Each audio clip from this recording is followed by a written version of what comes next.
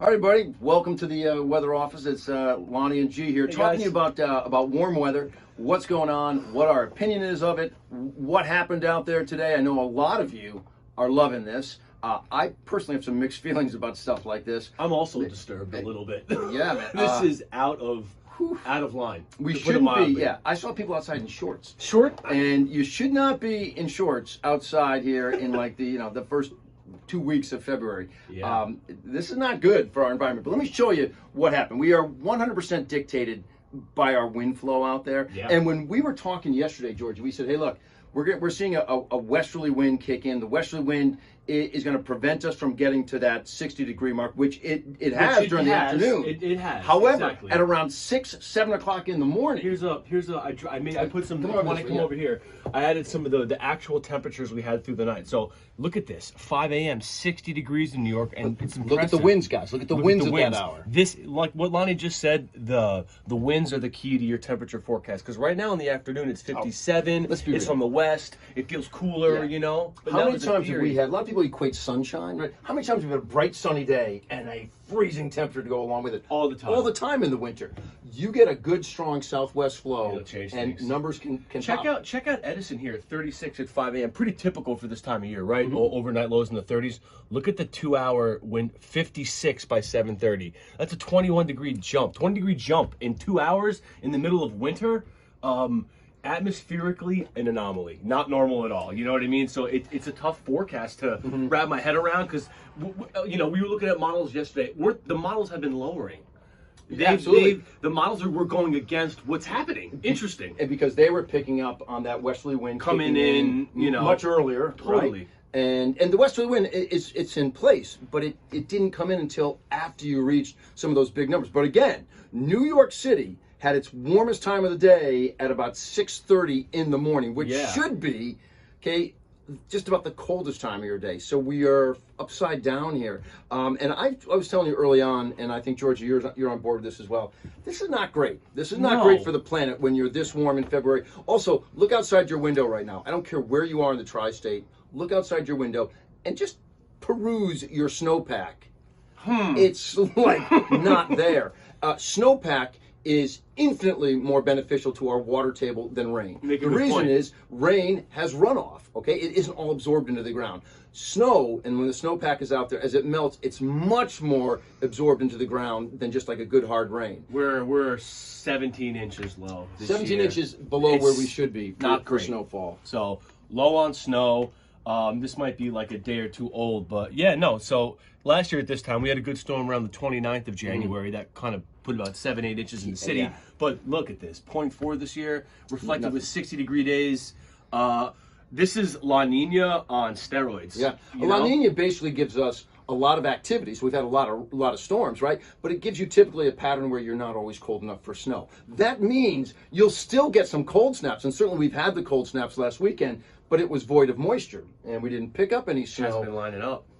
And as I look ahead, we see this pattern continuing. I mean, even on the 7-day, a little update. I had to go 60 again a week. Absolutely, easy. I was looking at the stuff this morning. This could be easily another 61 one. to 63. But there could be some. Again, it's overperforming on the high end of temperatures, and it's alarming because the information that we have to work with, the models, the data, is having a harder time grasping this. So I think, in my opinion, we need to update our models with the modern world we're in because it's not really helping us. It's interesting. It's a challenge. The thing I will add about the models, a number of years ago, and it kind of all kicked off with Sandy, the European model really made a splash and was doing For sure. infinitely better than any other model out there. The American models, if you remember, they kind of scrapped a lot of them and said, hey, we're rebuilding. We're gonna really put some investment into this, and we're gonna come up with better models.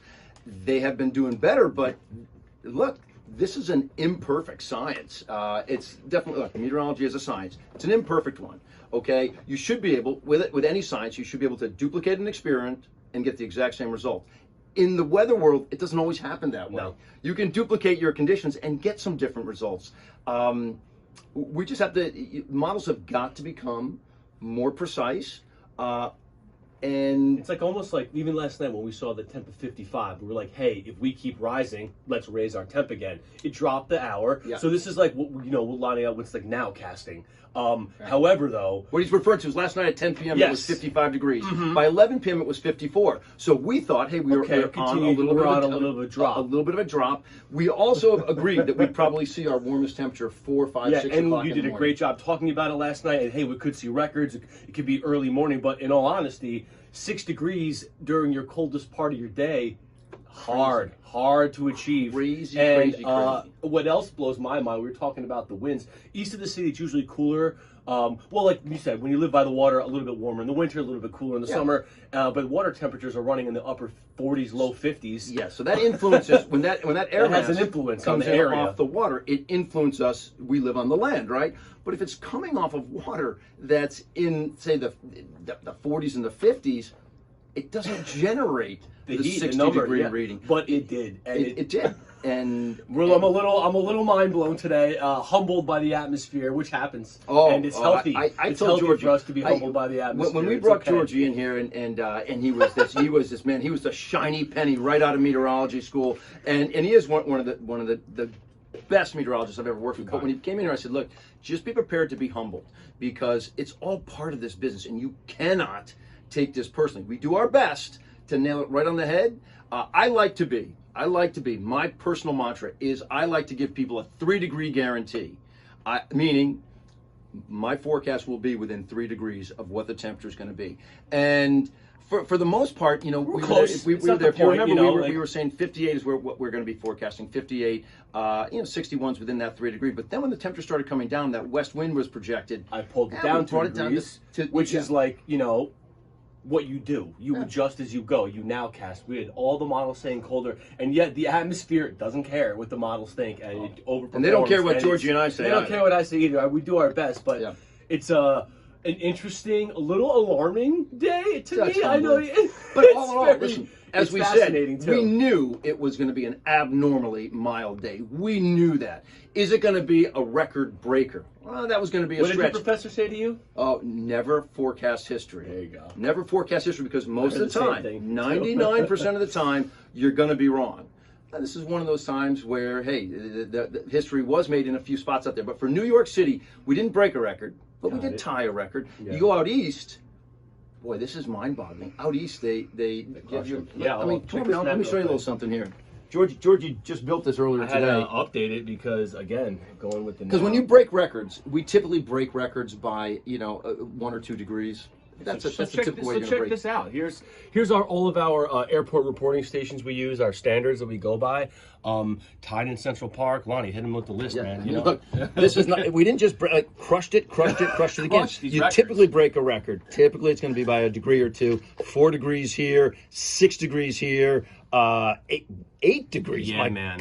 My gosh, Bridgeport, Connecticut. And how about Newark? Usually the hot spot. Yeah. Wait, listen, George and I, we joke all the time. Yeah. Newark, New Jersey, okay, no record there. The record remains at 63. You hit 61. Interesting part about Newark. In the summer, when we're reporting temperatures and we're showing, okay, New York City, let's just, for example, New York City is 88. We're going to take you up now to Danbury, Connecticut, where it's 85.